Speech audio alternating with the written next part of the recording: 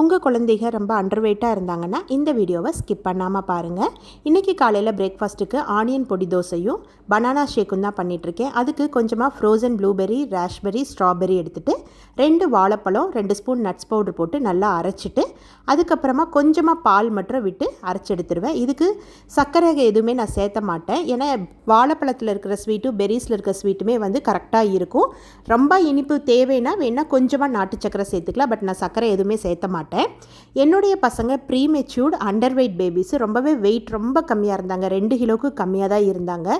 5 மாதம் வரைக்குமே வந்து வெயிட்டு பெருசாக இம்ப்ரூவ்மெண்ட்டே ஆகலை. 5 மாதம் முடிஞ்சதுமே நான் கேரளா வாழைப்பழம், வாழைக்காய் பழம் கிடையாது, வாழைக்காய் நேந்திரங்காய் எடுத்து நல்லா தோல் எடுத்துகிட்டு கழுவி சிப்ஸ் மாதிரி கட் பண்ணி வெயிலில் காய வச்சு ஃபைன் பவுடராக அரைச்சி டெய்லி ஒரு வேளை கூழ் மாதிரி செஞ்சு கொடுப்பேன்.